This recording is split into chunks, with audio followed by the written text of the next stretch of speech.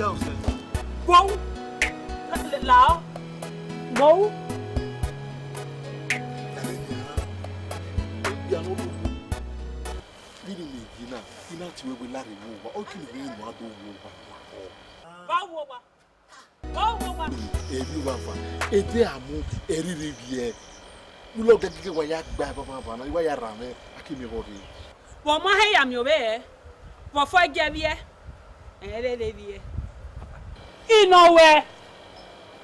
Ma ozi bila una gigwa do we afana ni wa ya rame gbo e gori ipe wo na ye de pe ye wa fie yin ipe we na zi emi agbon we hiawu ona pa wa so we oda me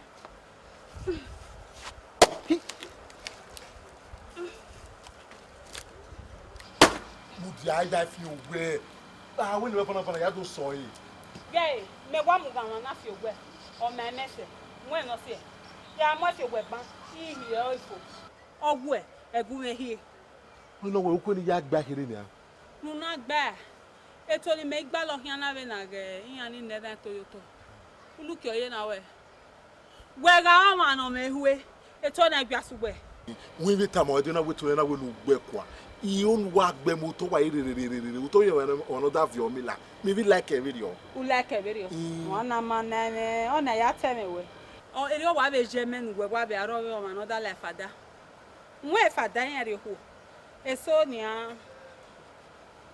o je mistake ka ya we so bore gbobi okan so ya o we mistake bi opa ni we wa be aro we fada ni me bi aro we another vi o mi la you know wa we kaka no wa jo we o si we kaka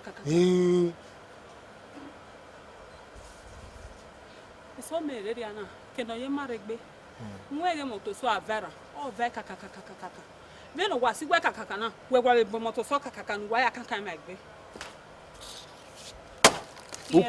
oku ne da fie yo na kaka awu ni bi ye go mo kiri o ma ye ni awu iye ni awu iya ti we gugye o mi obo iya ti we wa van o go fe to agbe iga be ti we vota o we tu sera iya ti we wa son o we gbe ya fe gwo we emi awu wa ro me ko emi awu ro me ko iye ni awu Denu na da for me we ni vera na de ba ni me veje na de je won si ju egbe la ho Lasile o ko na ko wa ri serio iko e wa ri la ho bi mi na mi na do mi bi mi ga o ni me na omo e ko sagwe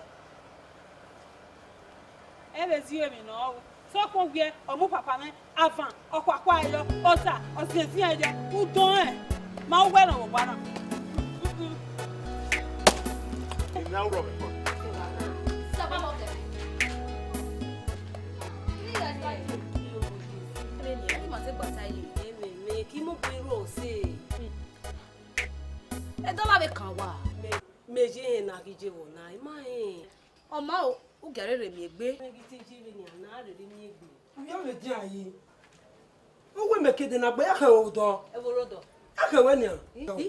Taje, are we go to the Mary Baba no ya do mi o. Like do, who get it so bo, ya re o da. Who no what we that I go give for me.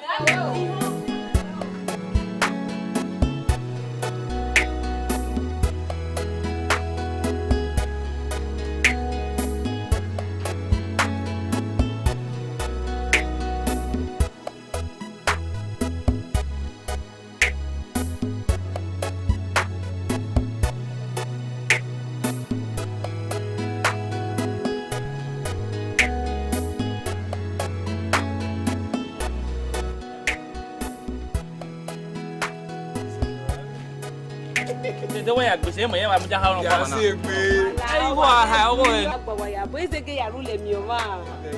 Domo, adomo. Ọ̀nà ya temo e, oni mo go. Obe ya go wina. Wina gbe. Eh na yes ya ni me hina ti ba ma. Eh we ya ni me gbe. Alala. Wala o ni ze ge ya bala me ko gbe ni do ati wa popa. E pe gbe si ako. Igi apegbe ra me me. Na dey. Domo.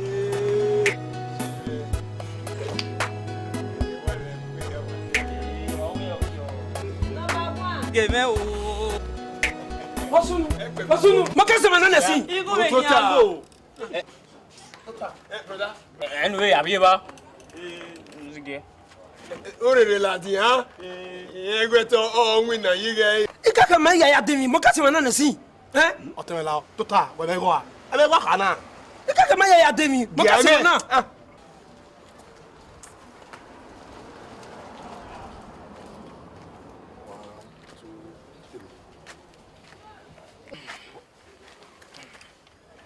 Here.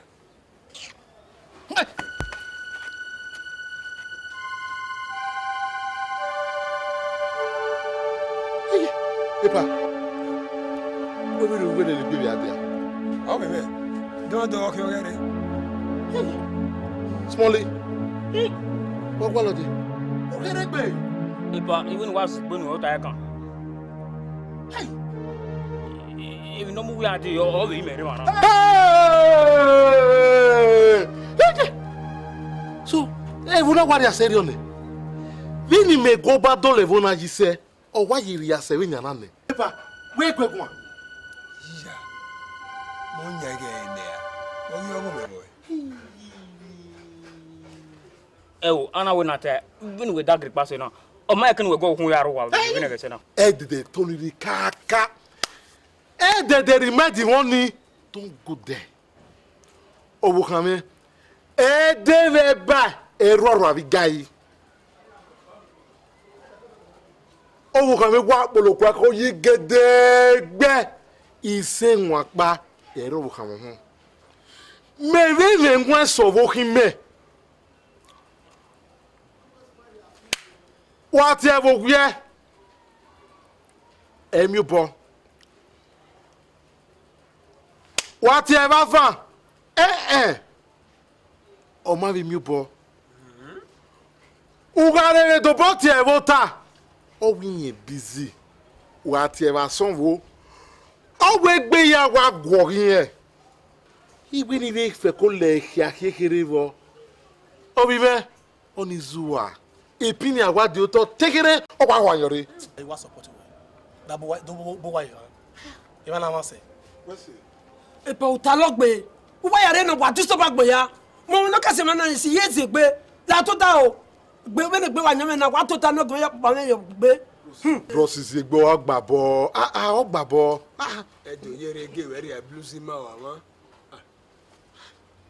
1 2 3 4 4.5 ogbabo Man wa me o tepa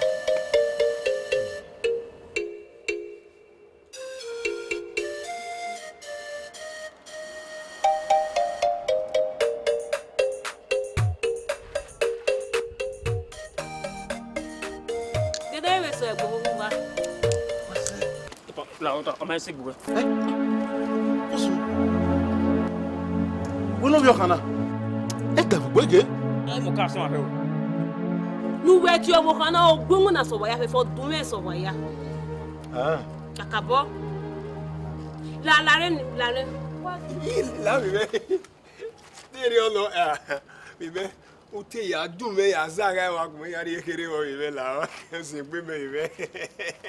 Ko we wa se we awa agbagba. E pa o ze gi e wo le de bolo je me bolo. Ọ̀gá òkè mi be. Wala zike.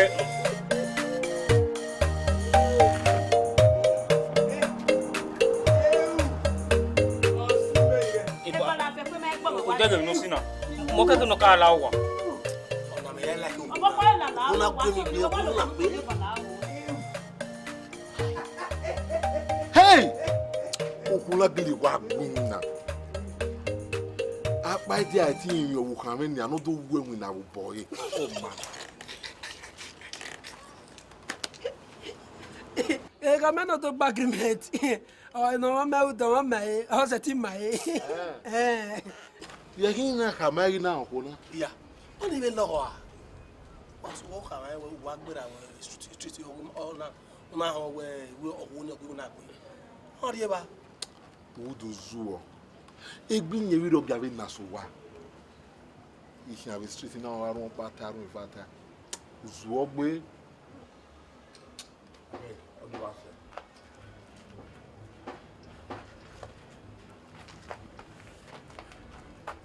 E pa wewe yi Ma so we. Wa se pe. Ma so we. Iku ko wa kala E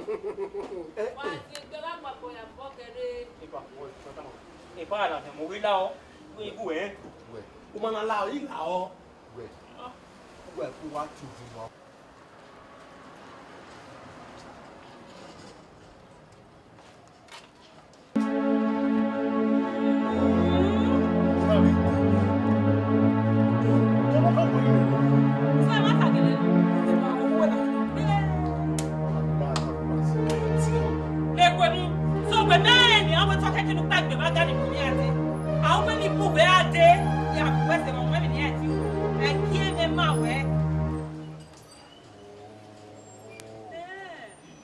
Wasi bi la ho ya wa ka boy nya wo wasi bi won rugbe na iwa la ni mo iwa la ho wasi bi gbo wa wo na pa ni Ugwe gwan eri nu gbeje ni mezi egbe nu gwewe no egegelele me lelele o ina wo na pa ni ile lu aluwa ino ho nu ya ja mi da wo igwi gbo wa wo na pa wa ni wo ni me gugu ayo Ebe. Abata lo ba ila wa do mu me kiri ya o. Ipala o ze ge we ula dia. Welele. O bi abe o mai. Ima no we. Yo da fun. Hey! Oh, give me. ati ko ni o ya bo do agri bro ga do ade ja do na wasi gbogbo wa wo na pa wa ni ile lu aluwa we wa to ta ya e wona ni Ni me tota. Oni me. Ona kede. Oni me. You know where? degi tu we fi we se ni na imi afia wo ire na we wo na pa ni na zigbi O ma pagbelele me. Name nu gbe aja wo gwa wa. Ki an wo gwa nu ya we. Igwe ga munu e name nu gwe gwa lori o gwa wa. but we ka wo na ne Tuje go gwa ni. we wo na ne I wona ne de me lulu we ya finish e wo wa Ugun ari nu eje. You know where? hey Tugulele me. Egegelele me. then bros Uje bros. Ipala o ze ge. Pare, makati wanasi dana ko wo.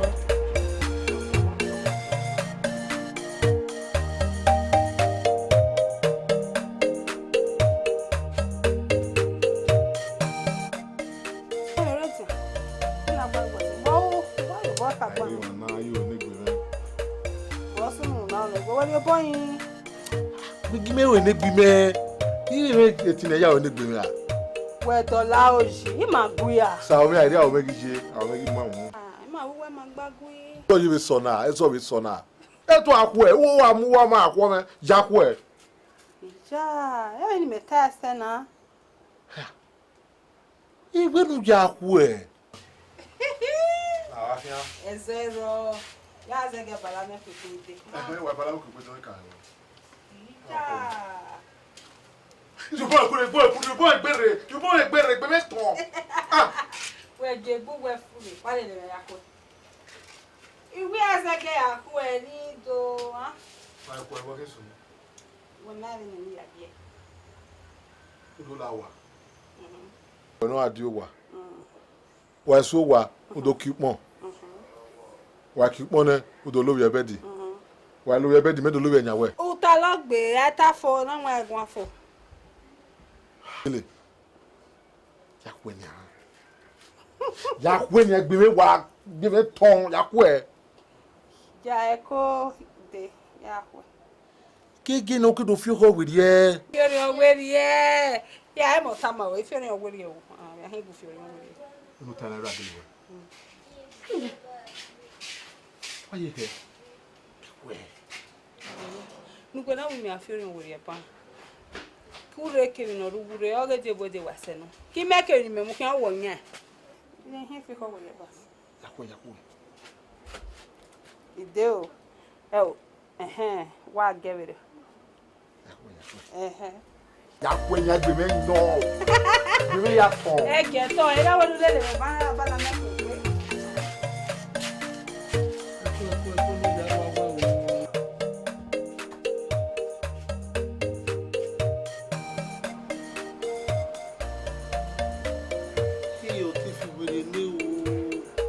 hey Egbe man win na name. Iye seti we egbe man win we be one man any one man. Hi. Egbe go win na gbe. Hey. Wa fio. Oye ni a ye wa lo ye wa ni. Owo a onesi obo e o. Akwa ni megbe. Ogegbe. Oge na ere gbe wa fio pe na go gbabo na mi. Hey. Egbe ya o igbori ni ese. Wa so pagie. Wa so vagie. O so hare in return. Egbe oga o. Ah. E ti ro ori o. Supa oni o ge okun efiwe. Ha. Lenya igwe ere na ya atuta bi wa yo ge ya wa. Supa edini wa la bo. Iri oge gbe iya bon wa. Iwa bon ya tete o tete. Ha. Ya na do choose no more serifa.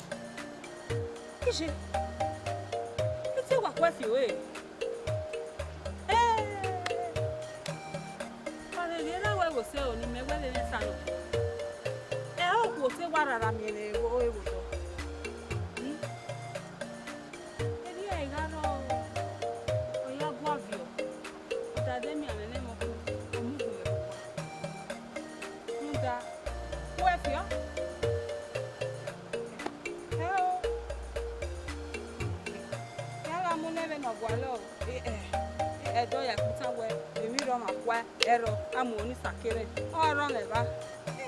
Abala na ko gbe do mu le no gare no.